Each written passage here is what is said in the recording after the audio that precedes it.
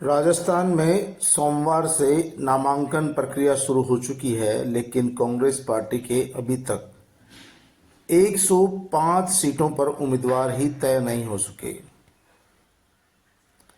हालात यह है कि राजस्थान सरकार में वन एवं पर्यावरण मंत्री हेमाराम चौधरी पहले ही चुनाव लड़ने से इनकार कर चुके हैं।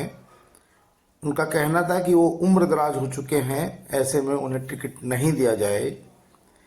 इससे पिछली बार भी हेमाराम चौधरी ने साफ तौर पर इनकार कर दिया था कि वो चुनाव नहीं लड़ना चाहते और कई दिनों तक वो अपने फ़ोन बंद करके बैठ गए थे।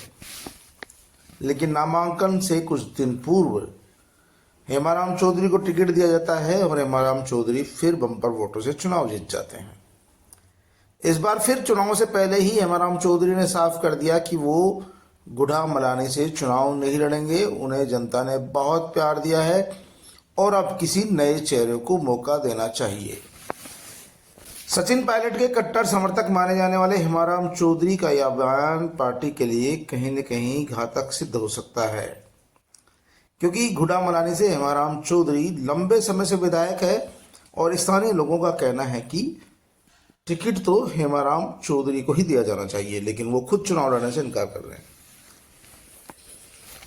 जयपुर की सबसे चर्चित सीट झोटवाड़ा से राजस्थान सरकार में कृषि मंत्री लालचंद कटारिया भी चुनाव लड़ने से साफ इनकार कर चुके हैं।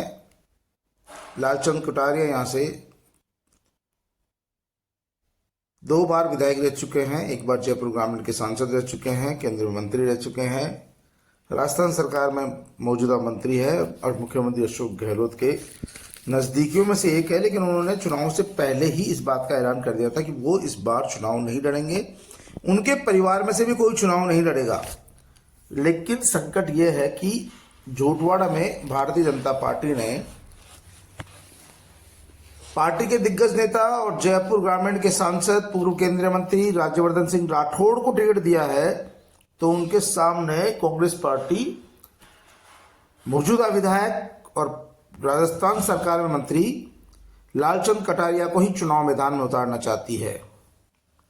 लेकिन कटारिया के मना करने के बाद अब अगला टिकट किसको दे, क्योंकि इससे पहले कांग्रेस पार्टी ने रेखा कटारिया को टिकट दिया था, लेकिन वो चुनाव हार गई थी।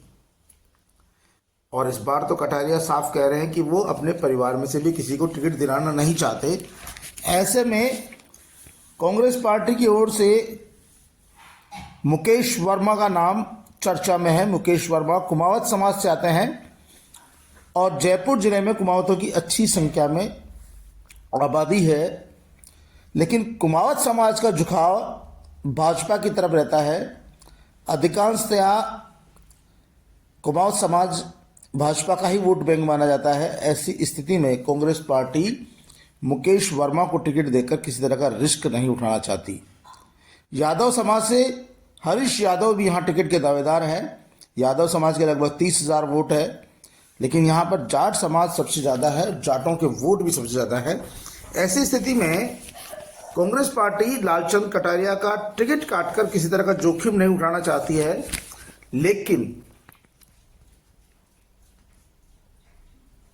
लालचंद कटारिया का टिकट काटे जाने के बाद, क्योंकि अब नामांकन प्रक्रिया शुरू हो चुकी है और उनके विधानसभा से वो नहीं चाहते कि उनके परिवार के किसी व्यक्ति को टिकट दिया जाए, तो ऐसी स्थिति में कांग्रेस पार्टी के सामने सबसे बड़ा संकट ये खड़ा हो गया है कि कांग्रेस पार्टी आखिरकार लालचंद कटारिया के स्थान पर किसको टिकट दे।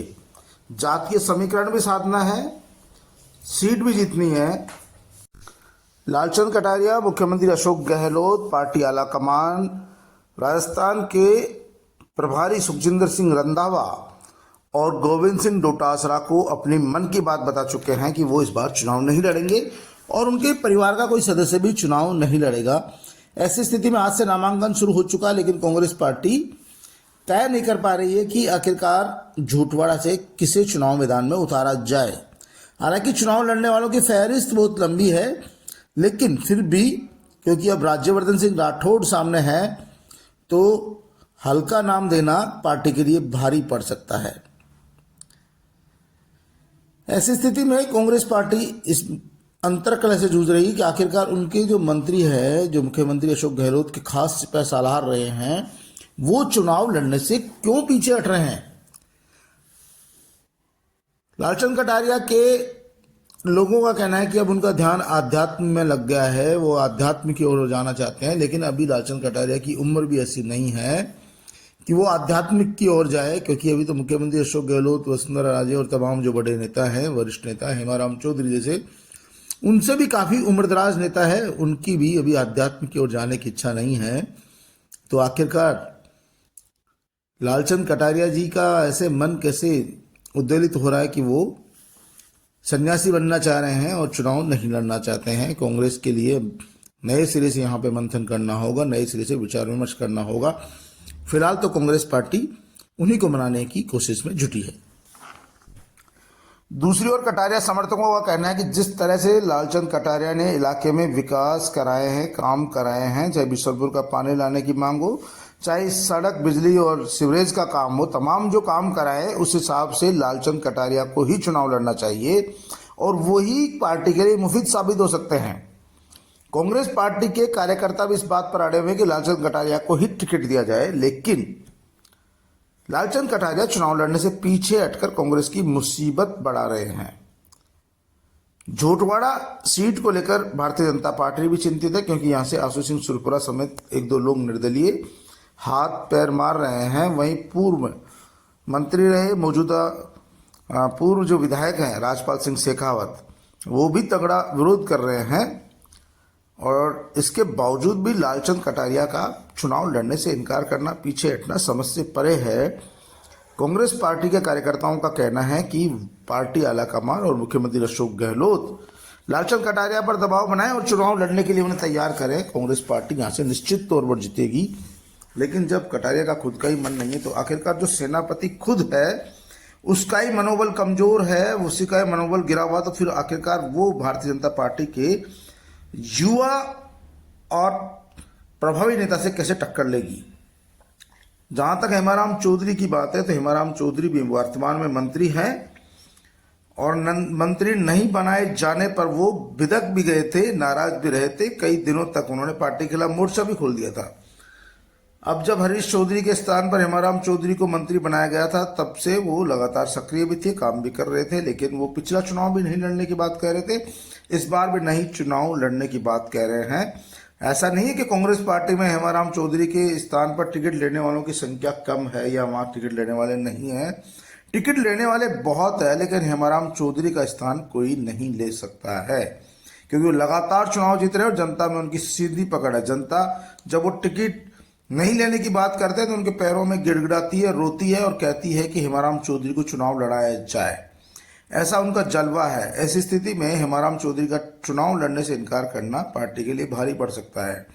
फिलहाल तो कांग्रेस पार्टी आज शाम तक चुनाव की जो उम्मीदवार है उनकी घोषणा कर देगी, ऐसा माना जा रहा है, लेकिन यदि घोषणा नहीं कर पाती है तो आने वाले एक दो दिन में तस्वीर साफ होगी, क्योंकि अब जो नामांकन प्रक्रिया है वो तेज हो चुकी है और नामांकन आज भी बड़ी संख्या में नामांकन भरे जाएंगे और कल बुधवार है तो कल बुधवार को ज़्यादातर लोग नामांकन भरेंगे, क्योंकि वो वार के हिसाब से, तिथि के हिसाब से शुभ मानते हैं। लेकिन फिलहाल तो कांग्रेस पार्टी के हेमाराम चौधरी और लालचंद कटारिया का विकल्प पार्टी को खोजना होगा, ताकि जिससे विधानसभा चुनाव में कांग्रेस पार्टी मजबूती से लड़ सके।